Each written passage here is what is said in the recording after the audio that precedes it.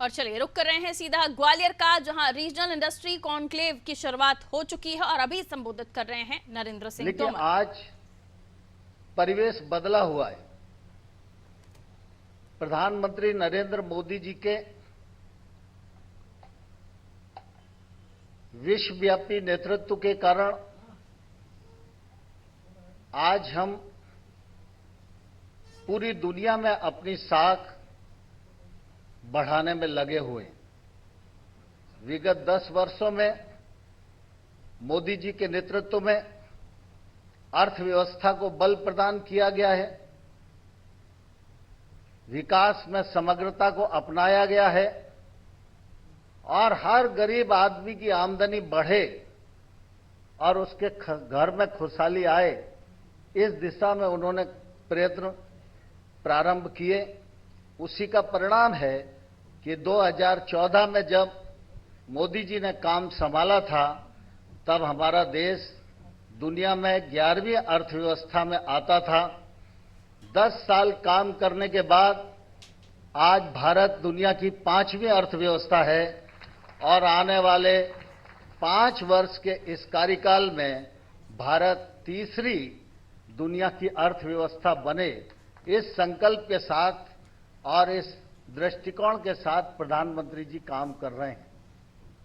प्रधानमंत्री जी के इस व्यापक दृष्टिकोण को अमली जामा पहनाने के लिए हमारे मुख्यमंत्री डॉक्टर मोहन यादव जी आज पूरे प्रदेश में प्राणपण से जुटे हुए हैं।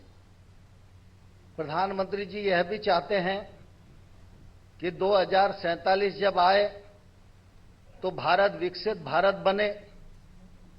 IMF के अनुमान के अनुसार भारत $55 ट्रिलियन की व्यवस्था आगे बनने का स्वप्न ही नहीं देख रहा, पूरे होने का कोशिश कर रहा है। जब $55 ट्रिलियन की अर्थव्यवस्था भारत की होगी तो $5 ट्रिलियन की अर्थव्यवस्था का योगदान हमारे मध्य प्रदेश का भी होना जरूरी है।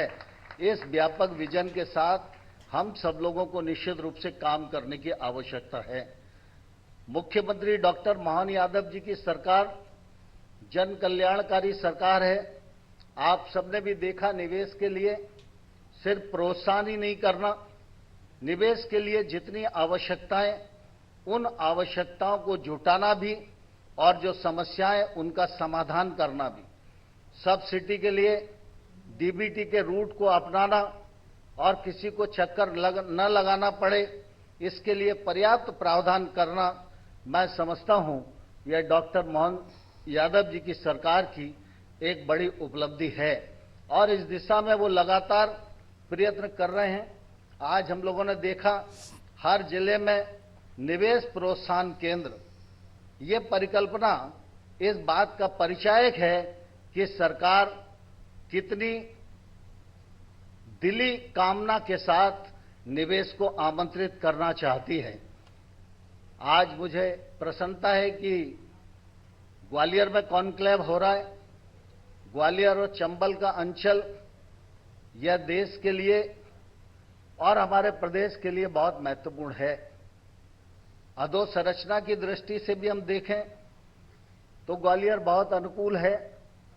आवागमन के साधनों की दृष्टि से देखें तो ग्वालियर बहुत अनुकूल है। कृषि की दृष्टि से देखें, खनिज संपदा की दृष्टि से देखें, मानव संसाधन की दृष्टि से देखें और अगर इंडस्ट्री की दृष्टि से भी हम देखेंगे तो मैं समझता हूं Malanpur industrial area, Bamor industrial area और पुराने तमाम सारे इंडस्ट्रियल एरिया हैं जो पहले से काम कर रहे हैं, आज वो निश्चित रूप से चरम पर पहुंच गए हैं और आज भी ग्वालियर और चंबल संभाग के इन 8 जिलों में निवेश की अपार संभावनाएं हैं। आज हमारे मित्रों ने हमारे ग्वालियर संभाग में निवेश करने की घोषणा की है। मैं उनको भी हृदय से धन्यवाद देना चाहता हूं और मुझे लगता है कि इस कॉन्क्लेव में जितने लोग आए हैं वो सभी लोग जब बातचीत करेंगे तो यह निवेश का आंकड़ा निश्चित रूप से और बढ़ेगा। यह कॉन्क्लेव सफलता के सोपान तक पहुंचे, इसके लिए मेरी बहुत शुभकामनाएं हैं। आप सब लोग आगे बढ़िए, सरकार आपके साथ खड़ी हुई है। आप जितना आगे बढ़ेंगे, सरकार 2 कदम आपके साथ आगे बढ़ेगी और निश्चित रूप से हम इस अंचल की अर्थव्यवस्था को बल देने में सफल होंगे और इस क्षेत्र में जो रोजगार की चुनौती खड़ी हुई है, उस चुनौती का भी समाधान करने में डॉक्टर मोहन यादव जी के नेतृत्व में हम सफल होंगे। इस अवसर पर मैं माननीय मुख्यमंत्री जी का हृदय से स्वागत करते हुए पुनः आप सबको इस कार्यक्रम में सम्मिलित होने के लिए बहुत बहुत धन्यवाद देता हूं। जय भारत। बहुत बहुत धन्यवाद माननीय मंत्री जी, आपके संदेश के लिए, शुभकामनाओं के लिए और सभी को प्रोत्साहित करने के लिए, यहाँ पर निवेश के लिए। और देवी सज्जनों, ग्वालियर और सिंधिया परिवार एक दूसरे के पूरक हैं और सिंधिया परिवार के सिद्धांतों, परंपराओं को, संस्कारों को आगे बढ़ाते हुए और अपनी मातृभूमि की तरफ अपने प्यार, अपने दायित्व, अपने फर्ज को निभाते हुए आदरणीय श्री ज्योतिरादित्य सिंधिया जी हमेशा से ग्वालियर के लोगों के कल्याण की तरफ प्रयत्नशील रहे हैं। आप एक यूथ आइकॉन हैं और विशेष रूप से उनके रोजगार को यहाँ पर प्रमोट करने के लिए आप कार्य करते आए हैं। समूचे ग्वालियर के विकास की तरफ आप प्रयत्नशील रहे हैं और आपकी प्रोग्रेसिव थिंकिंग और आपकी सोच, आपके संदेश यकीनन सब में एक नई ऊर्जा जागृत करती है। तो मैं आप सभी की तालियों के बीच आमंत्रित करती हूं श्री ज्योतिरादित्य सिंधिया जी को, हमारे केंद्रीय संचार एवं सूचना प्रौद्योगिकी और पूर्वोत्तर क्षेत्र विकास मंत्री।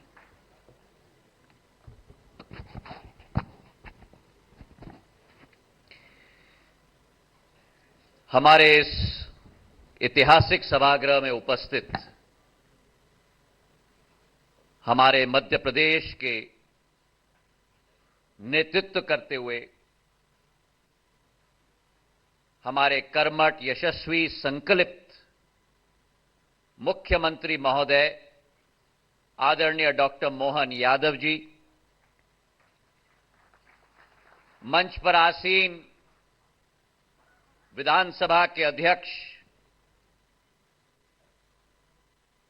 हमारे संभाग के प्रगति और विकास में निरंतर अपना योगदान संपूर्ण जीवन काल में जिन्होंने दिया है, आदरणीय नरेंद्र सिंह तोमर जी,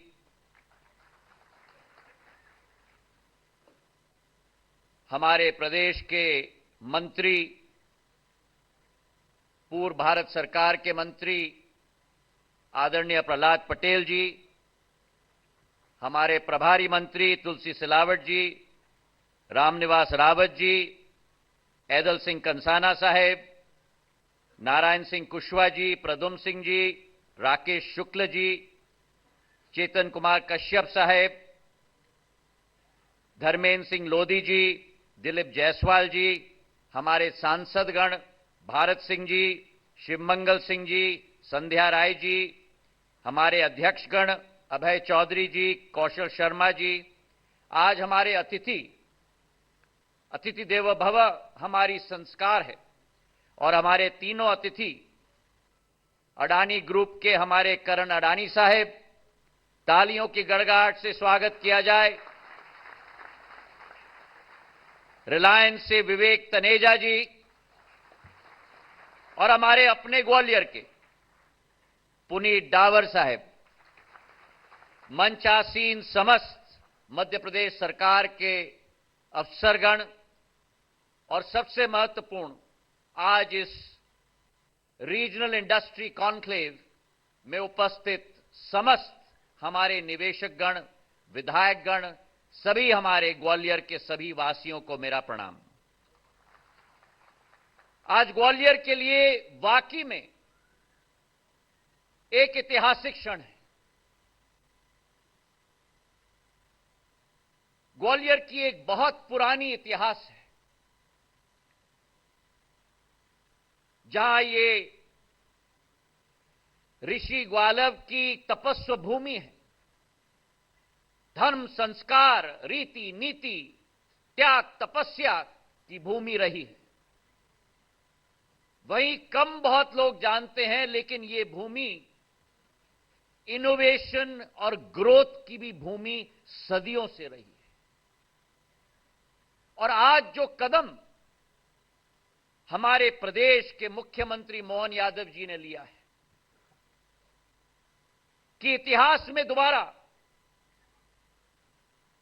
ग्वालियर की औद्योगिक विकास और क्रांति की अलख जगाने का कदम लिया है, हमारे ग्वालियर चंबल का एक एक वासी हृदय से की गहराइयों से मुख्यमंत्री मोहन यादव जी का धन्यवाद अर्पित करता है। आज मुख्यमंत्री जी, आपने एक रीजनल इंडस्ट्री कॉन्क्लेव ग्वालियर में नहीं आयोजित किया। आपने इस अंचल के वासी को,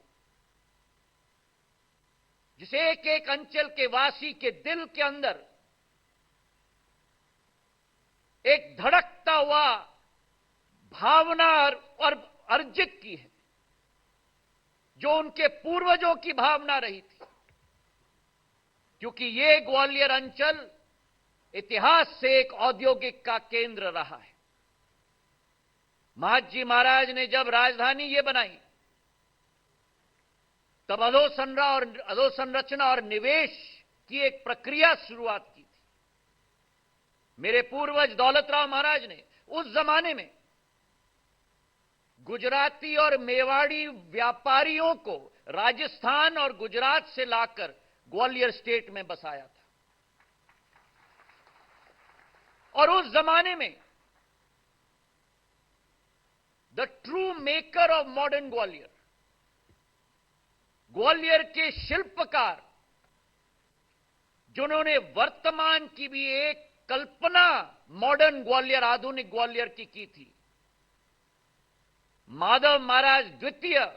ये भी मोहन यादव जी को मैं धन्यवाद देना चाहता हूं, क्योंकि मैं माधव महाराज प्रथम कहता था। मोहन यादव जी ने, जो इतिहास के एक प्रोफेसर है, उन्होंने कहा कि नहीं, ये गलत कह रहे हो आप, माधव महाराज प्रथम महाजी महाराज थे, माधव महाराज द्वितीय ने जो मॉडर्न ग्वालियर की कल्पना की, जहां उस जमाने की उद्यमी घनश्याम दास बिरला जी को ग्वालियर में लाकर, जैसे आज मोहन यादव जी प्रोत्साहन दे रहे हैं, वैसे ही माधव महाराज ने उस समय प्रोत्साहन दिया।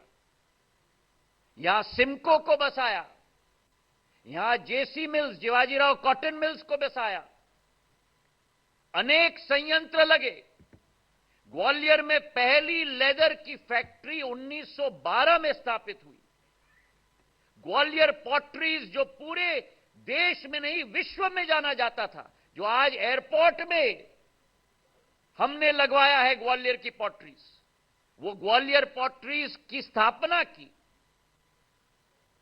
पूरे क्षेत्र में अधोसंरचना, उस जमाने में रेल की कोई कल्पना नहीं करता था।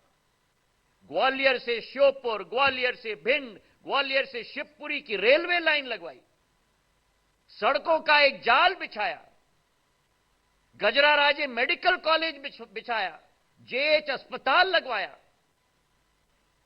तो वो जो नींव बनी हुई थी ग्वालियर की, जिसके लिए मेरे आजोबा ने भी, जिवाजीराव महाराज ने जेआरडी टाटा को लाकर, जब एयर इंडिया स्थापित हुआ था 1942 में, और बॉम्बे, दिल्ली, चेन्नई की बात की जाती थी, तब ग्वालियर को कनेक्टिविटी दिलवाई थी जेआरडी टाटा को यहां लाकर, ग्वालियर और मुंबई और ग्वालियर और दिल्ली के साथ। उस जमाने में मोहन यादव जी ये जानते हैं, क्योंकि ग्वालियर की कई बातों तो वो मुझे सिखाते हैं, पर आप सबको नहीं मालूम कि उस जमाने में वाटर बोट आता था ऑस्ट्रेलिया से, इंडोनेशिया से होकर टेकनपुर के झील पे लैंड होता था और यहां से इंग्लैंड तक जाता था। वो ग्वालियर की शान और शौकत होती थी उस जमाने में।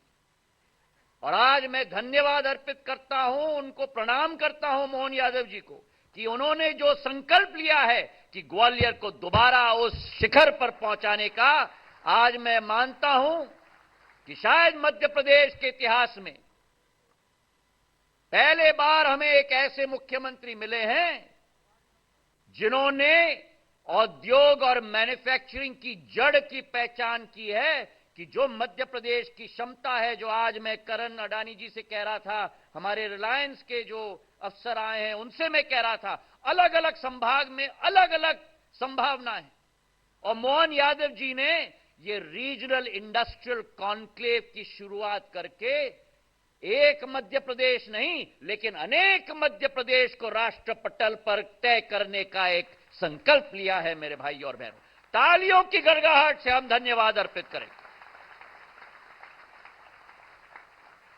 देश के पहले मुख्यमंत्री हैं जिन्होंने रीजनल इंडस्ट्रियल कॉन्क्लेव की शुरुआत की। और आप कल्पना करो, ये केवल संगोष्ठी नहीं है, इस संगोष्ठी के अमृत के मंथन से निचोड़ निकल रहा है।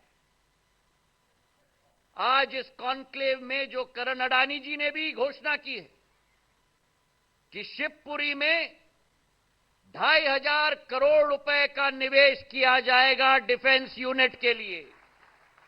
पहले फेज में 1500 करोड़, 1000 लोगों को रोजगार अवसर उत्पन्न होंगे।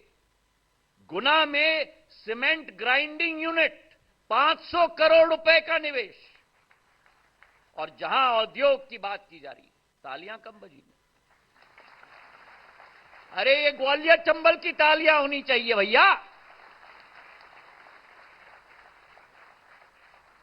मैं देख रहा हूं गंगवाल साहब तालियां बहुत बजा रहे हैं, बाकी सब भी तालियां बजाएं। और यही औद्योगपति की पहचान होती है कि जहां उद्योग की सोच हो, निवेश का सोच हो। वही अडानी ग्रुप ने केवल औद्योग और निवेश का सोच नहीं रखा है, लेकिन हमारी लाडली लक्ष्मी को लखपति दीदी बनाने का भी सोच रखा है, जो बदरवास में हमारी बहनों को, जिनकी जैकेट डॉक्टर मोहन यादव जी ने मुख्यमंत्री जी के रूप में भी पहना है, उनको आज देश में उनका एक एक हाथ का बुना हुआ जैकेट जाता है, पूरे विश्व में जाए, ये संकल्प लेकर भी आगे बढ़े। समाज का भी उत्थान हो, एक एक व्यक्ति का उत्थान हो, इस सोच और विचारधारा से हम लोग आगे बढ़ रहे हैं। मुख्यमंत्री मोहन यादव जी के नेतृत्व में आज ग्वालियर बदल रहा है, जहां प्रधानमंत्री जी देश को आगे ले जा रहे हैं। अभी नरेंद्र सिंह जी ने कहा 11 नंबर पर आज देश था 2014 पर, आज 5वें नंबर पर आ गया है 2027। मतलब 3 साल के अंदर हम लोग 3रे नंबर पर पहुंच जाएंगे, जर्मनी और जापान को भी पीछे छोड़ के जाएंगे। आज 10 साल हो गए हैं सरकार को, 53 करोड़ जनधन के खाते खुले हैं इस देश में। इस देश में बैंकिंग की सुविधा जन जन गरीब को नहीं मिलती थी, महिला को नहीं मिलती थी। प्रधानमंत्री जी की सोच, 4 जात है हमारे देश में, किसान, युवा, महिला और हमारा नौजवान, उन सभी की सेवा की जाए। 53 करोड़ जनधन के खाते खुले, 2,30,000 करोड़ डीबीटी के जरिए सीधे लाभार्थी के खाते में गए हैं। मेरे भाई और बहनों, कोई बीच में व्यक्ति नहीं। आज भारत टेलीकॉम इक्विपमेंट सप्लायर के रूप में, मोबाइल इक्विपमेंट सप्लायर के रूप में विश्व के 2 नंबर का देश बन चुका है। ऑटो के क्षेत्र में 3 नंबर का देश बन चुका है।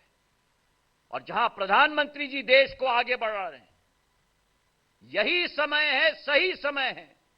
वहीं हमारे मुख्यमंत्री मध्य प्रदेश को बढ़ाने के लिए ना दिन देख रहे हैं, ना रात देख रहे हैं। मेरे भाई और बहनों,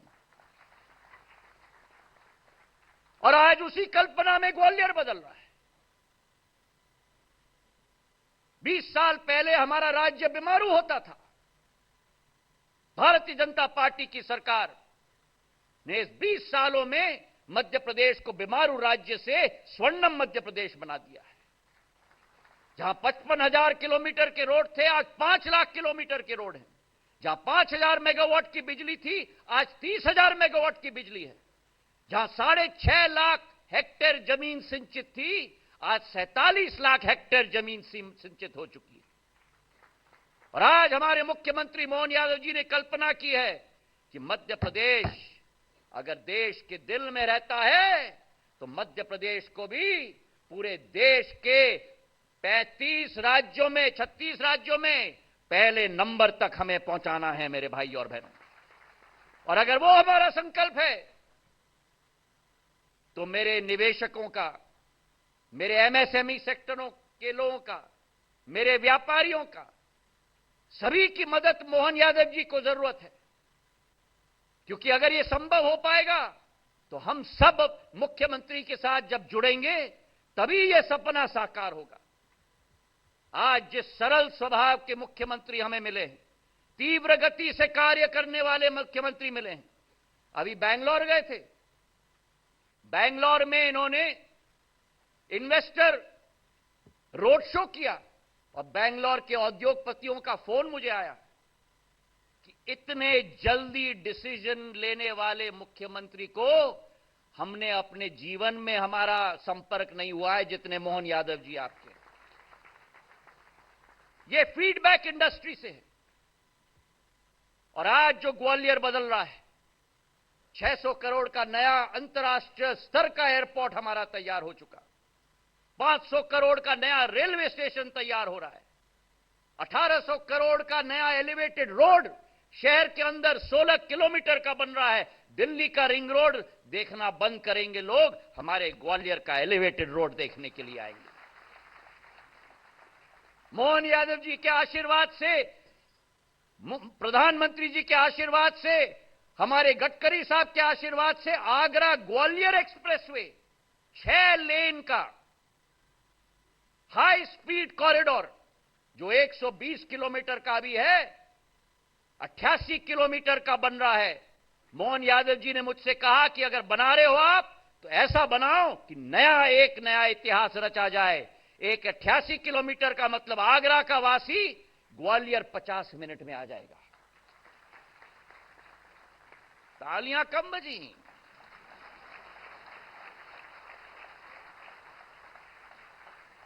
छह लेन का कॉरिडोर, ग्वालियर में 1000 बिस्तर का अस्पताल बन गया, मल्टी स्पेशलिटी अस्पताल बन गया। एयरपोर्ट्स की हम बात करें, मैं धन्यवाद अर्पित करना चाहता हूं गुना और शिवपुरी के लिए। एयरपोर्ट का आशीर्वाद मुख्यमंत्री मोहन यादव जी ने दे दिया है हमें। 5 एयरपोर्ट्स आज प्रदेश में हैं। अगले 1.5 महीने के अंदर सतना, रीवा और दतिया की एयरपोर्ट मुख्यमंत्री जी के आशीर्वाद से अब तैयार हो जाएगी। 8 एयरपोर्ट्स बन जाएंगी और इसके बाद उज्जैन, गुना और शिवपुरी की एयरपोर्ट्स बनेंगी। मतलब 11 एयरपोर्ट्स आपके और हमारे मध्य प्रदेश में मोहन यादव जी बनाने जा रहे हैं। यह बदलाव है, क्योंकि आज आप उद्योगपतियों से पूछो, आज अगर उद्योगपति निवेश करने आता है तो पहला प्रश्न पूछा जाता है, आपके शहर में एयरपोर्ट है क्या? अगर एयरपोर्ट नहीं तो कोई आने के लिए तैयार नहीं होता। और आज मध्य प्रदेश के इतिहास में ऐसे मुख्यमंत्री हमें मिले हैं जिन्होंने 5 नहीं 5 को 11 करा दिया प्रदेश के अंदर। मेरे भाई और बहनों, तालियों की गड़गड़ाहट लगनी चाहिए।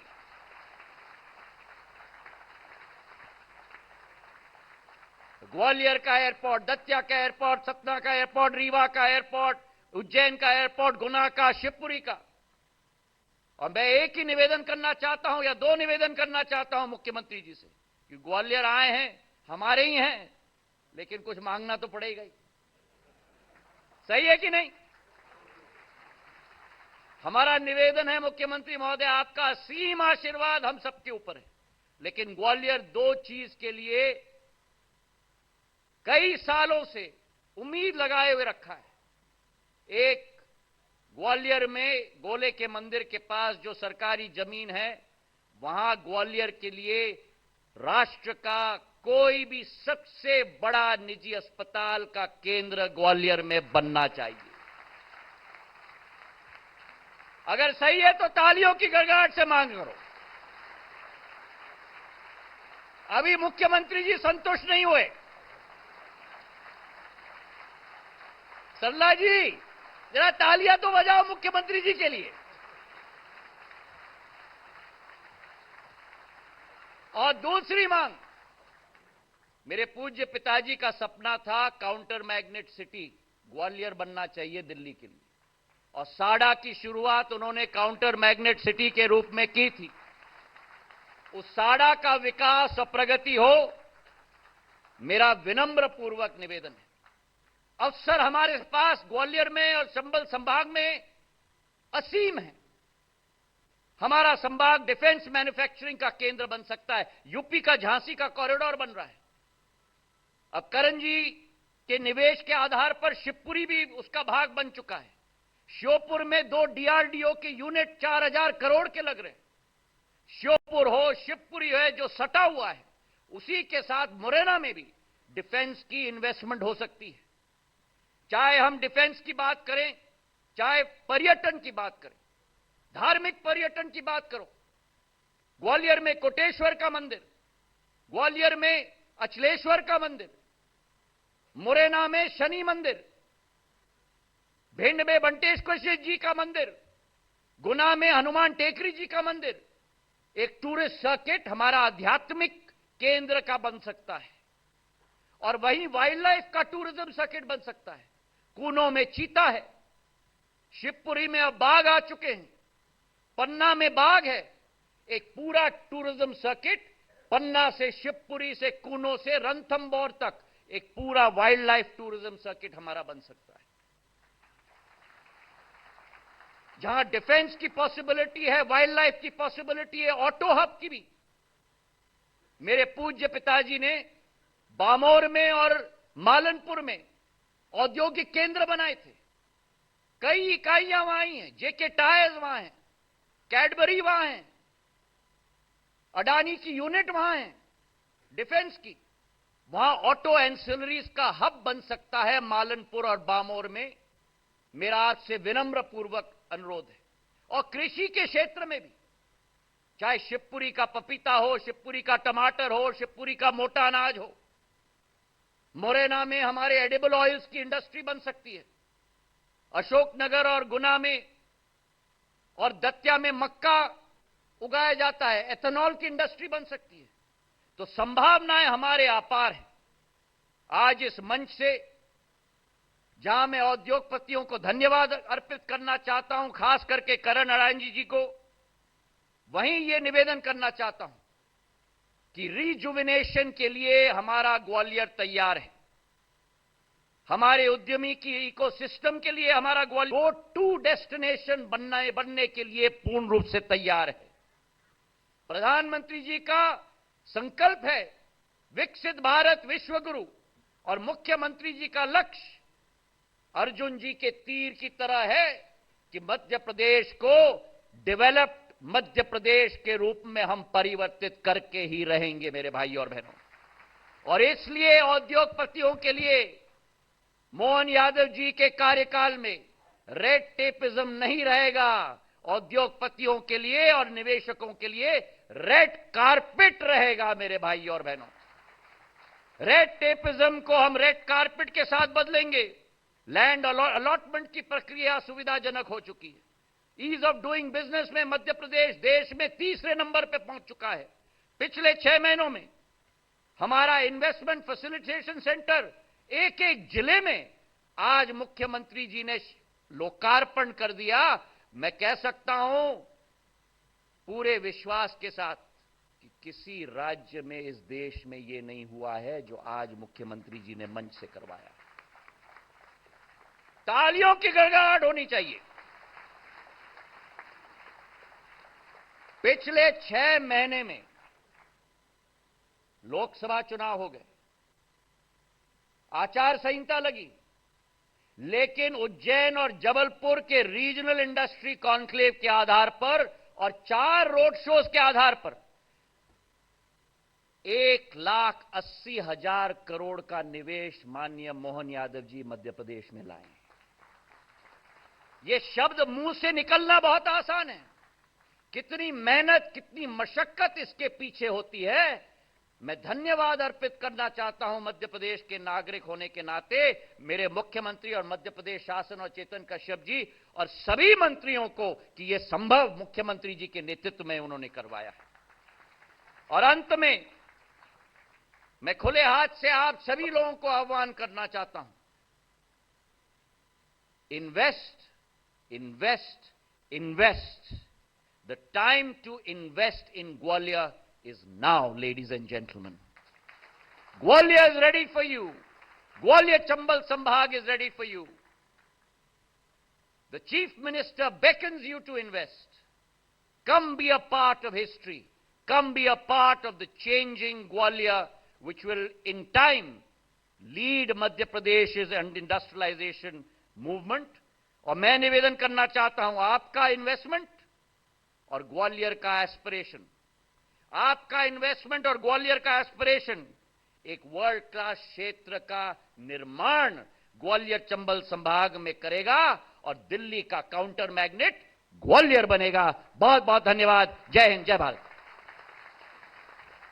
बहुत बहुत धन्यवाद माननीय मंत्री जी। ग्वालियर और मध्य प्रदेश तो आपके दिल में बसता है और यहाँ की प्रगति विकास का उल्लेख कर और जो अपार संभावनाएं हैं यहाँ पर, उसका उल्लेख कर सभी में एक नई ऊर्जा भरने का और सभी को प्रोत्साहित करने का कि ग्वालियर को, मध्य प्रदेश को अपना गो टू इन्वेस्टमेंट डेस्टिनेशन बनाएं। बहुत बहुत धन्यवाद मंत्री जी।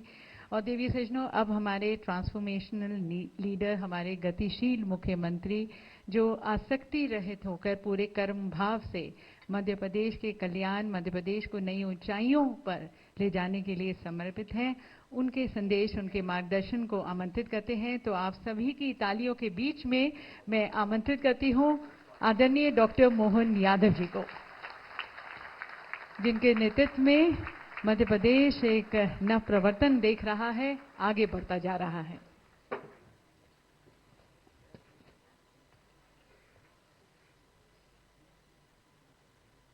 रीजनल कॉन्क्लेव ग्वालियर के इस मंच पर हमारे यशस्वी मंत्री और जिन्होंने अभी विस्तार से, भूख भले ही लग रही होगी, ताली बजा बजा करके हमारा आनंद जोरदार अभिनंदन करो माननीय सिंधिया जी का। मनोभावना से, अपने विचार से, कर्म से, शिष्टता से, शालीनता से, विकासपरक भावना से आपने उनने आपस में एक भाषण के दरमियान परस्पर इतना आत्मीय संबंध स्थापित कर लिया, मुझे लगा कि मेरा आधा वजन तो महाराज ने हल्का कर दिया। और अपनी बातों से, अपने भाषण के एक एक शब्द से ऐसा लगता है कि मोती झर रहे हैं। तो हमारे यशस्वी माननीय विधानसभा अध्यक्ष, पूर्व भारत सरकार के मंत्री माननीय नरेंद्र सिंह जी तोमर जी के लिए अभिनंदन करते हैं, उनका वंदन करते हैं, अभिनंदन करते हैं। मंच पर हमारे पूर्व भारत सरकार के मंत्री, हमारे मध्य प्रदेश सरकार के बहुत वरिष्ठ मंत्री, अपनी साधना भक्ति के साथ, दक्षता के साथ, अलग अलग प्रकार के रोल में बहुत अच्छे से काम कर रहे ग्रामीण पंचायत एवं विकास मंत्री श्रीमान प्रहलाद पटेल जी, आपका भी अभिनंदन है, स्वागत है। यहाँ के प्रभारी मंत्री श्रीमान तुलसी सिलावट जी, आपका भी अभिनंदन है। रामनिवास रावत जी, वन एवं पर्यावरण मंत्री श्योपुर के हमारे बहुत ऊर्जावान नेता हैं, आपका स्वागत है। ऐदल सिंह कंसाना, दूध डेयरी के संबंध में भी भविष्य में फूड इंडस्ट्री में बड़ी संभावना है, आपका भी कृषि मंत्री के नाते से स्वागत है। दोनों तरह से आपका काम हम देखना चाह रहे हैं। ऐदल सिंह कंसाना जी, एग्रीकल्चर इंडस्ट्रियों के लिए हम बड़ा अच्छा काम और भविष्य की अच्छी पॉलिसी लेके आ रहे हैं। माननीय नारायण सिंह कुशवाहा जी, माननीय प्रद्युम्न सिंह तोमर जी, इंडस्ट्री मिनिस्टर, हमारी इंडस्ट्रियों की सफलता इसीलिए कि बिजली हम बहुत अच्छे से पर्याप्त मात्रा में दे रहे हैं, आपका भी अभिनंदन है। नवीन और नवकरणीय ऊर्जा में भी मध्य प्रदेश का स्थान बहुत उच्च बना है। हमारे शुक्ला जी, आपका भी वंदन, अभिनंदन। और चैतन्य काश्यप जी ने छोटे से में अपनी बात कह दी है, लेकिन चेतना का संचार कर दिया। अभी तक तो हमने डायरेक्ट बेनिफिट अपने छोटे हितग्राहियों तक सुना था, और हमारे इंडस्ट्री के लोगों, एमएसएमई इंडस्ट्री में 600 करोड़ का डीबीटी करना, सीधे सीधे उद्योगपतियों के खाते में पैसे आ जाए, तो ये हमारे अपने एमएसएमई मंत्री ने किया है। एक बार आपका भी स्वागत, अभिनंदन। मंच पर विराजमान धर्मेंद्र चले गए, साथ पर्यटन मंत्री, उनको गोवा निकलना था। इस अवसर पर दिलीप जायसवाल जी, भारत सिंह कुशवाहा जी, यशस्वी सांसद हमारे मंच पर विराजमान हैं, आपका भी स्वागत है, वंदन है। शिवमंगल सिंह तोमर जी, माननीय सांसद मुरैना, माननीय सांसद श्रीमती संध्या राय भिंड, आपका भी स्वागत, अभिनंदन। और करण अडानी जी, आपने गजब का निशाना लगाया, आपका भी अभिनंदन, स्वागत हमारे लिए। आपका तीर निकल के शिवपुरी से गुना घूम के वापस लौट के आया, उम्मीद करेंगे पूरे प्रदेश में घूमता रहे, आपका भी अभिनंदन। और विवेक तनेजा जी ने, विवेक जी का भी अभिनंदन, रिलायंस इंडस्ट्री की तरफ से आप हमारे बीच में आए हैं, वाइस प्रेसिडेंट है। और आपने एक और बात कही कि भिंड के और ग्वालियर के पास के जो बीहड़ है, उस बीहड़ में बड़ी संभावना है। मैं आपकी उस दृष्टि के लिए भी आपका अभिनंदन करता हूं, स्वागत करता हूं।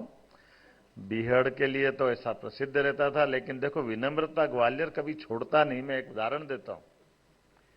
अभी किसी की, हमारी आपसे मान लो झगड़ा भी हो रहा है, और हमारा बंदूक अगर कंधे पे लेके आ रहा है, और मान लो सामने पंडित जी है, तो क्या पंडित जी पांव लागू और बंदूक दम से उसको, विनम्रता कायम है, उसका अपना काम भी कायम है। ये हमारी अपनी अच्छाई भी है, सरलता भी है, सच्चाई भी। ये हमारा भिंड है, ग्वालियर है, मुरैना है, इसकी अपनी एक अलग पहचान भी। वैसे तो ये गालव ऋषि की तपोभूमि है। हमारे ऋषि गालव, बहुत बड़ा नाम, जिनके नाम पर ये पावन तपोभूमि ग्वालियर उनके नाम के नाते से जानी जाती है। संगीत का बहुत बड़ा नाम तानसेन, जिनने अपने विधा से मेघ को प्रसन्न कर लिया, मेघ मल्हार गा करके। कोई बात नहीं है ऐसी सरलता से, लेकिन अपने हृदय में आग उत्पन्न करके, शरीर रचना के माध्यम से रागों की ताकत बताकर, भारतीय शास्त्रीय संगीत का बहुत बड़ा नाम। इसी प्रकार से महारानी लक्ष्मीबाई, हमारी महारानी स्वर्गीय राजमाता सिंधिया जी, जिनको आते ही मैंने पुष्पांजलि दी। सच में इतना बड़ा नाम राजमाता जी का हमारी अपनी पार्टी के लिए, और उतनी विनम्रता से कि कोई पद नहीं लेना सरकारी, बड़ी बात है, पार्टी का भी नहीं लेना। ये हमारे सिंधिया घराने की विशेषता में राजमाता जी ने पार्टी के लिए जो, और संघर्ष के मामले में भी अगर लगा तो मध्य प्रदेश की सरकार ही पलट दी, सिंधिया जी ने भी और उनने भी, दोनों के लिए बदल।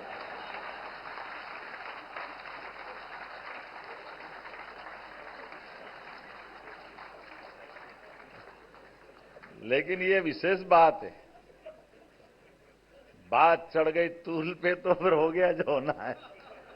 लेकिन अपने लिए, अब अपने विकास की बात में आए, इस परिस्थिति का लाभ उठाएं। दुर्भाग्य के साथ कहना पड़ रहा है, देश में आजादी के बाद, केवल कल्पना करो कि आजादी के पहले के दौर में, मैं माननीय माननीय माधवराव महाराज को याद करना चाहूंगा, और दौलतराव जी महाराज को भी याद करना चाहूंगा। थोड़ा दौलतराव जी महाराज साहब से मेरी थोड़ी सी विनम्रता के साथ, हम थोड़ा सा उज्जैन वाले, जब सिंधिया जी की राजधानी उज्जैन थी तो अलग ज्यादा प्रेम था। महाराज यहाँ ग्वालियर राजधानी ले आए थे उस रियासत काल में, लेकिन वहां तो उज्जैन था, पर राजधानी यहां ला करके भी उन्होंने एक तरह से वापस सबको, ग्वालियर को पुनर्स्थापित किया था उस दौर में। और अंग्रेजों के उस कठिन काल में भी, जब हमारी व्यवस्थाओं में 1857 के बाद सब कुछ नियंत्रण में चला गया था, लगातार यहां से केवल आवागमन नहीं, केवल गमन ही गमन था, ले जाने का सिस्टम था। ऐसे में यहां इंडस्ट्री डाल करके ग्वालियर घराने ने पूरे देश के 600 रियासतों को नया दरवाजा दिखाया कि धन घर में रखने के लिए नहीं होता है। उद्योगपति जानते 1 रुपया 10 रुपये में नहीं चले तो काहे का उद्योग ने, काहे का उद्योगपति। व्यापार व्यवसाय का अर्थ ही है कि लगातार चलायमान हमारी तरलता होना चाहिए, और सच्चे अर्थों में धन तो धन से धन नहीं बनता है। धन तो मन, और मन से बड़ी बुद्धि, बुद्धि से धन मिलता है। धन तो बैंक में पड़ा, धन में क्या है? धन तो आपकी हुंडी में लिखा हुआ है। धन में क्या है? आपके मन में कल्पनाशीलता होना चाहिए, जिद होना चाहिए, सामर्थ्य होना चाहिए, पुरुषार्थ होना चाहिए, और उससे पराक्रम निकल के आता। तो अडानी जी निकल कर आते हैं, रिलायंस इंडस्ट्री निकल के आती है। यह हमारे देश की गौरवशाली, एक नहीं ऐसे कई सारे नाम ले सकते। काल के प्रभाव में जब हमारी सेना सामर्थ्यशाली होकर के बॉर्डर की सुरक्षा करती है, तो बॉर्डर की सुरक्षा वो इसलिए नहीं करती है कि अपनी जान की बाजी लगा करके वो खाली अपने इस देश को देखते रहे। सेना भी अपेक्षा करती है, समाज भी अपेक्षा करता है कि जब शांति काल हो रहा है तो जैसे पुरुषार्थ में मौका पड़ेगा तो बहादुर सैनिक अपनी जान की बाजी लगाकर युद्ध में विजय होने का संकल्प देता है। वैसे ही उम्मीद की जाती है सामान्य काल में, शांति काल में देश प्रगति उन्नति के नए झंडे गाड़े और दुनिया में अपने पराक्रम पुरुषार्थ से भारत का गौरवशाली उस पक्ष को भी लेकर के आए, जिसके कारण से हजारों हजार साल से भारत को सोने की चिड़िया के नाते जाना जाता था। किसी के आगे हाथ फैलाने वाला देश नहीं है भारत। भारत सदैव लोगों का मार्ग प्रशस्त करने वाला होता रहा। और ये जब उद्योग निवेश और इसकी बात आती तो मुझे आनंद भी आता है इस बात को बताते हुए, लेकिन उसके पहले एक छोटी बात आपको जरूर बताता हूं। जब मेरी अपनी सरकार का इस बार का गठन हुआ, माननीय मोदी जी को हम निमंत्रण देने गए और मोदी जी से कहा कि आपको एक पहले कार्यक्रम में आना है। तो उन्होंने कहा पहले कार्यक्रम तुम्हारा 8 दिन तो हुआ सरकार बनने को, तो कैसे क्या करोगे? हमने कहा हमारा 30 साल पुराना एक प्रकरण चल रहा हुकुमचंद मिल का, और हुकुमचंद मिल में लगभग 7,000 मजदूर, तुलसी भैया इंदौर के नेता, इनको मालूम है, इनके विधानसभा के पास की विधानसभा में सालों से मजदूर लोग 7,000 लोग अपने पेंशन ग्रेच्युटी लेने के लिए कोर्ट से कोर्ट, कोर्ट से कोर्ट खेलते खेलते 7,000 में से 2,000 तो उम्मीद में मर गए, वो 5,000 बूढ़े हो गए, लेकिन उनका अपना हक का पैसा उनको नहीं मिल रहा है। ये जो हमारी सरकार की भी थोड़ी कठिनाई होती है, मैंने उसका रास्ता निकालने का प्रयास किया। आपको ध्यान में आएगा कि लीज पे हम जमीन देते हैं, इंडस्ट्री डलती है, लेकिन इस लीज पे देने लेने में कभी कभी जो प्रशासनिक अपने अपने ढंग से जो अर्थ निकाले जाते हैं, वे हमने तो लीज पे इंडस्ट्री वालों को दी थी, अब इंडस्ट्री बंद हो गई तो इंडस्ट्री जाने ना, इंडस्ट्री के मजदूर जाने, हमको क्या लेने देना। ये निष्ठुरता है, ये संवेदनशीलता नहीं। हमने इस बात के लिए ही हुकुमचंद मिल का उस प्रकरण को उदाहरण बना करके उसके पहले हमने विनोद विमल मिल का उज्जैन का प्रकरण का समाधान भी किया था कि अगर इंडस्ट्री डलती है बड़े पैमाने पर और इंडस्ट्रियलिस्ट अगर उस समय टेक्नोलॉजी का जो भी उपयोग करते हैं वो अगर उद्योग धंधा लेकर आते हैं तो हमको उस समय भी स्वागत करना है। और बाद में कोई कारण से सिक इंडस्ट्री हो गई, बीमार हो गई, तो सरकार का तो बड़ा मन होना चाहिए ना। सरकार उस समय उन मजदूरों की भी मदद करे, उनको भी उनका देनदारी करे, ये सरकार का काम होना चाहिए। सरकार इतनी स्वार्थी नहीं होना चाहिए कि नहीं हमारे को क्या लेने देना, उतने असंवेदनशील नहीं हो सकती, ये हमारी परंपरा नहीं। इसलिए हमने तय किया कि जो भी मजदूर थे उसका पूरा कोर्ट केस वापस लिया और जितना 200 करोड़ रुपए से ऊपर का पैसा था सरकार के माध्यम से देने का निर्णय लिया कि हमारे अपने मजदूर अगर काम करते टाइम वहां काम कर रहे थे तो बाद में भी उनकी देनदारी की व्यवस्था सरकार को निभाना चाहिए।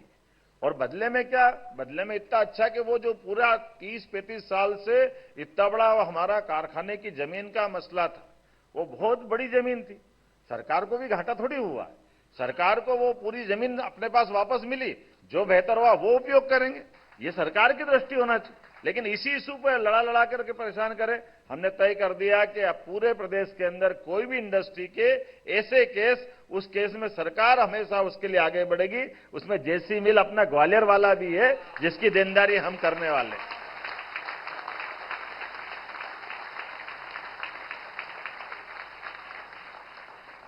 और ये मैंने पहले कहा कि ये हमारी परंपरा है। उद्योगपतियों को, जैसे मैंने कहा कि सीमा का जवान और यहां का उद्योगपति का जवान दोनों बराबर है। ये हमारी आज की परंपरा नहीं है, ये विक्रमादित्य काल की परंपरा है। विक्रमादित्य काल में शासन व्यवस्था के साथ सुशासन करने में जैसे विदेशियों को बाहर किया था, तो विक्रमादित्य ने एक बहुत बड़ा यज्ञ करा। और यज्ञ करने में आपको ध्यान होगा हमारे यहाँ सन की शुरुआत कैसे होती, ये विक्रम संवत की शुरुआत कैसे होती है। ये सामर्थ्यशाली परंपरा भारतीय परंपरा है। मैं केवल छोटी सी आपके ध्यान आकर्षित कराना चाहूंगा। उन्होंने, ये हमारी पद्धति है कि किसी के जन्म मृत्यु से सन चालू नहीं होता है। हमारा 2024 ईसा मसीह के जन्म से चालू होता है, हिजरी संवत किसी के शरीर छोड़ने से चालू होता है। लेकिन हमारा विक्रम संवत इस प्रकार से चालू होता है कि जिस दिन सुशासन की स्थापना करना है उस दिन हमारे पूरे भूभाग में किसी पे कोई कर्जा नहीं होना चाहिए। इसलिए कर्जा देने वाला लेने वाला सब आ जाए। ये विक्रमादित्य ने काल किया। और ऐसा कहते हैं कि विक्रमादित्य का शासनकाल तो रोम तक था, बहुत बड़े पैमाने पे। सारे लोगों को बुलवाया, उनसे कहा कि आपकी सारी लिखा पढ़ी, सारे बहीखाते ले आओ। वो सब लोगों को जितना भी जिसका कर्जा था सारा चुकाया सरकार के कोष से कि ये सारा पैसा आप ले जाओ। तो हमारा जो उपभोक्ता है या हमारा जो गरीब आदमी जिसने कर्जा लिया वो कर्ज मुक्त हो गया है। और इतना ही नहीं, ये तो कर्ज देने लेने की बात करके कर्जदार को कर्ज से मुक्त किया, जिसने कर्जा दिया था उसको उसका धन दे दिया। उन्होंने कहा महाराज ये तो पुराना था, अब कल वापस जिंदगी चलाएंगे तो क्या करेंगे। तो उन्होंने कहा कोई बात नहीं, इतना ही धन और भी ले जाओ कि आपके पास भविष्य में भी कर्जा नहीं रहे। ये सरकार की मनोभावना होती है, इस आधार पर हमारा संवत प्रारंभ होता है। आप कल्पना कर सकते हो कितना धन होगा उस समय कि जो पूरे भूभाग के सारे लोगों का कर्जा मुक्त करा दे। कर्ज मुक्त करने का मतलब स्वाभिमान से काम करने के लिए सरकार की वो शुद्ध भावना जिसमें मदद का भाव छिपा हुआ है। पैसे के लिए कोई नहीं आता किसी के पास हाथ फैलाने के लिए, लेकिन उद्यमशीलता के लिए अनुकूलता तो चाहिए ही चाहिए। उद्यमशीलता बिना अनुकूलता के नहीं हो सकती। मैंने भले अभी मजाक में बात कही होगी कि नागपुर के उद्योगपति विनम्रता से बात कर रहे हैं, ये जरूर चाहिए कि भाई ठीक है शिष्टता से बात करते रहो, लेकिन अगर हमको इंडस्ट्री लगाना है और इंडस्ट्री से लोगों को रोजगार मिल रहा है तो रोजगार में हमारी सरकार की भावना तो इसी प्रकार की चाहिएगी। तो मुझे तो इस बात का आनंद भी है। और माननीय मोदी जी ने पहले गुजरात में जोरदार अभिनंदन करो माननीय मोदी जी का, जिनने गुजरात को कहां से कहां पहुंचा दिया उनके शासनकाल। आज गुजरात ने पूरे देश और दुनिया में अपनी एक धाक और साख बना ली। ये हमें इस बात के लिए आनंद है। और वैसे तो गुजरात का मुझे एक और भी आनंद है, हमारे भगवान कृष्ण ने कंस को मार के बहुत बड़ा पराक्रम किया था यूपी में। पर भगवान कृष्ण का पूरा जीवन एक तरफ, जब तक वो गुजरात नहीं गए, द्वारकाधीश नहीं बने, उनका चित्र नहीं निकल के आया सबके सामने। वो द्वारकाधीश को श्री समृद्धि देने वाला स्थान गुजरात है। ये हमारा सौभाग्य भी है। भगवान का अपना जीवन काल हमारे सामने है। लेकिन मैं तो ये मान के चलता हूं पूरा देश राम और कृष्ण का देश है। इनसे हम अपनी दुनिया के अंदर ऐसी अच्छाई और सच्चाई सीखे जिसमें राम राज्य के माध्यम से सुशासन की स्थापना हो और देश समृद्ध बने, आगे बढ़े। और सभी प्रकार की ऐसी जो रीजनल कॉन्क्लेव करने के पीछे हमारा मनोभाव है, वो मनोभाव ये है कि प्रदेश इतना बड़ा विशाल भौगोलिक दृष्टि से, तो इस प्रकार की कॉन्क्लेव करते मुझे लगता कई बार कई सारे मित्रों, तो मैंने करण से भी पूछा था आप माननीय अडानी जी से, तो उन्होंने कहा मैं भी पहली बार आया हूं। तो हमने कहा पहली बार आके देखे तो सही कि जहां हम नया कोई प्रकल्प खड़ा करना चाहते हैं वो क्षेत्र कौन सा, वहां आकर के देखे, मिले जुले और ऐसी बाकी चीजों से समझ में आएगा। कल मैं बीते दिन आचारपुरा भोपाल में एक नई इंडस्ट्री प्रारंभ करा के आया। जर्मन से एक उद्योगपति हमारे बीच में आए, भारतीय उद्योगपति जो उनके साथ पार्टनर बने, वो कलकत्ता के, बंगाल के रहने वाले। और उन्होंने कहा कि हमने शुरुआत ये जो बच्चों के थोड़ा जैसे चाइना पर निर्भर था, जो डायपर बनता है उसका अंदर का मटेरियल बनाने की इंडस्ट्री उन्हें डालने का प्लान किया है। और जब मैं खुद वहां उनके उद्घाटन वो भूमि पूजन में उपस्थित था तो उन्होंने कहा मैं 125 करोड़ का सोच के आया था, लेकिन मुझे लगा इतनी अनुकूलता था 1000 करोड़ तक इसको ले जाएंगे। उन्होंने वही घोषणा की। हमने कहा हमारा क्या जा रहा है भाई, अब छोटी जो चीजें चाहिए वो लोकल लेवल पे उसका समर्थन करने के लिए सरकार के माध्यम से वो अनुकूलता जरूर देना चाहिए। वहां के लोगों ने कहा कि यहाँ थाना खोल दो, तो हमने कहा बिल्कुल खोल देंगे। हमको मालूम है थाना नहीं खोला, अंग्रेजों ने अपने थाने खोल लिए तो हमको तकलीफ दे दी थी पहले इतिहास में। उनने अपनी फौज बना ली और आए तो व्यापार करने और देश को गुलाम बना गए थे। तो सरकार की सजगता भी चाहिए कि हमारी जहां जरूरत है उसका इस्तेमाल भी करते आना चाहिए। आज मुझे बताया गया कि यह औद्योगिक क्षेत्र सीतापुर में भी पुलिस चौकी की जरूरत है, तो मैं यहीं से खोलने की घोषणा करता हूं। आपके यहां मुरैना जिले में सीतापुर में पुलिस चौकी खोलने की घोषणा करता हूं। एक औद्योगिक क्षेत्र बामोर जिला मुरैना में फायर स्टेशन की बात कही है, निश्चित रूप से ये फायर स्टेशन खोलने की यहीं से घोषणा करता हूं। एमपीआईडीसी का क्षेत्रीय कार्यालय ग्वालियर में 4 नए औद्योगिक पार्क बनाए जाएंगे। मोहना जिला ग्वालियर में 210 हेक्टेयर का, मुरावल जिला शिवपुरी में 30.64 हेक्टेयर का, चैनपुरा जिला गुना में 334 हेक्टेयर का, मवई जिला मुरैना में। ताली वाली बजाओ तो महाराज के शब्दों में बजाओ, ये 210 हेक्टेयर का। मुझे इस बात की प्रसन्नता है, लगातार जिस प्रकार से ये माहौल बना हुआ है, आज में हमने इसी स्थान पर रीजनल इंडस्ट्री कॉन्क्लेव 2024 में क्षेत्रीय कार्यालयों पर 28 इकाइयों का लोकार्पण भूमि पूजन किया, जिसमें 1321 करोड़ का पूंजी निवेश और लगभग 4000 लोगों को रोजगार मिलेगा। और इसी इंडस्ट्री कॉन्क्लेव में 120 इकाइयों के आशय पत्र जारी किए, जिसमें 268 एकड़ भूमि का आवंटन किया गया, जिसमें लगभग 1700 करोड़ का निवेश और 6600 से अधिक करोड़ का 6600 से अधिक मतलब लगभग 7000 लोगों को रोजगार प्रस्तावित रहेगा। अडानी जी, आपका कितना वाला निवेश है इसमें है? तो फिर ये कहां, जरा लिखने वाले भूल गए क्या हमारे? जोरदार ताली बजा भैया। ये भी 3500 करोड़ का तो अकेले ही थे। ये मैं आपके बोलने के पहले वाला लिखा होगा ऐसा मान लेता हूं। मुझे सरकार भी बचाना और अधिकारी को भी संभालना है।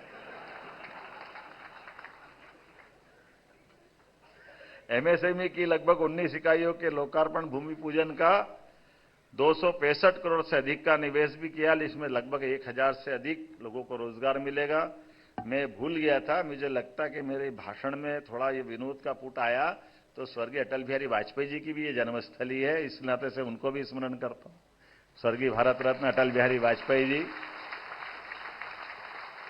एक ऐसे अद्वितीय वक्ता, नेतृत्वकर्ता और लोकतंत्र को सच्चे अर्थों में जीने वाले, जिनके कारण से देश ने दुनिया में भारत का मान बढ़ा। मैं उनको विनम्रता से स्मरण करते हुए इस पूरे आयोजन के लिए, सफल आयोजन की बधाई देता हूं। बहुत बहुत धन्यवाद। हाँ, ये मैं भूल ही गया था हमारा हमें चिकित्सा सेक्टर में प्राइवेट, अभी तो यहाँ एजुकेशन भी यहाँ रुका हुआ है, लघु उद्योग, कुटीर उद्योग और बाकी कई सारे सेक्टर के लोग यहाँ बैठे हैं। हेल्थ की हमारी बहुत अच्छी पॉलिसी आ रही है, हेल्थ सेक्टर में रोजगार भी है, चिकित्सा भी है। इस नाते से बहुत जल्दी यहाँ एक प्राइवेट सेक्टर का बड़ा हॉस्पिटल ग्वालियर को मिलेगा। मैं यहाँ से घोषणा भी करता हूँ। बहुत बहुत धन्यवाद। देवी सर जी, एक बार खड़े होकर माननीय मुख्यमंत्री जी का धन्यवाद करते हैं, जो कि एक फ्यूचरिस्टिक विजन वाले सीईओ के रूप में और अपने 8 करोड़ के भरे पूरे परिवार के मुखिया के रूप में मध्य प्रदेश के विकास को समर्पित हैं। और जैसे कि सिंधिया जी ने कहा, ग्वालियर के पुराने वैभव को, विकास को पुनः जागृत करते हुए हमारे माननीय मुख्यमंत्री जी, बहुत बहुत धन्यवाद। और इस कार्यक्रम की समाप्ति पर मैं आमंत्रित करती हूं अध्यक्ष सीआईआई मध्य प्रदेश श्री आशीष वैश्य जी को धन्यवाद प्रस्ताव रखने के लिए।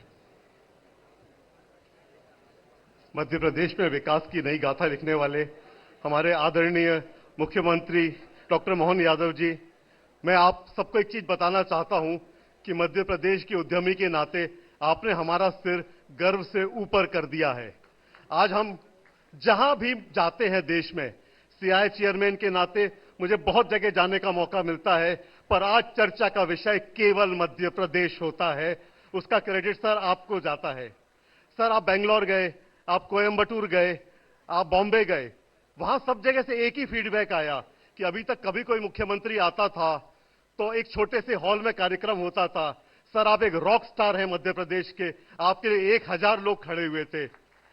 मैं यहां पे पधारे हुए हमारे आदरणीय, हमारे अपने परिवार के मुखिया श्रीमान ज्योतिरादित्य सिंधिया जी का आपका सादर अभिनंदन करता हूं इस विजयाराजे सिंधिया सभागार में।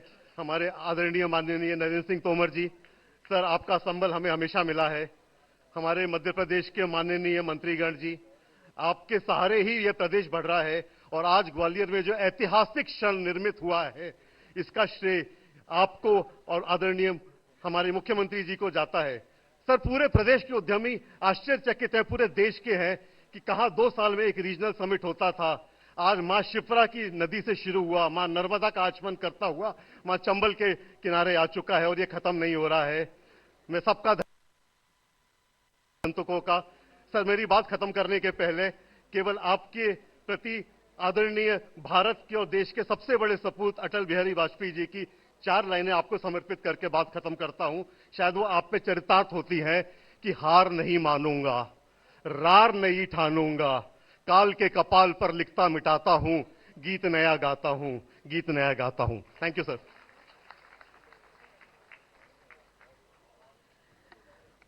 बहुत बहुत धन्यवाद सर। और इस नए गीत में सुर मिलाते हुए आप सभी का बहुत बहुत धन्यवाद। यहाँ पर जो मध्य प्रदेश में हमारे मुख्यमंत्री जी के नेतृत्व में जो अपार संभावनाएं हैं, उन्हें यहाँ पर स्वयं देखने का प्रत्यक्ष रूप में और इसमें अपना सहयोग देने का बहुत बहुत धन्यवाद। बहुत बहुत धन्यवाद माननीय मुख्यमंत्री जी का उनके नेतृत्व के लिए, उनके मार्गदर्शन के लिए। धन्यवाद श्री ज्योतिरादित्य सिंधिया जी का, श्री नरेंद्र सिंह तोमर, दोनों हमारे मध्य प्रदेश के नायाब सितारे, नायाब नायक, जिन्होंने हमारा मार्गदर्शन किया। और अब हम सभी को आमंत्रित करते हैं भोजन के लिए। काफी समय हो गया है, आधे घंटे का भोजन का अवकाश रहेगा और उसके बाद आधे घंटे बाद हमारे अपने सेक्टोरल सेशंस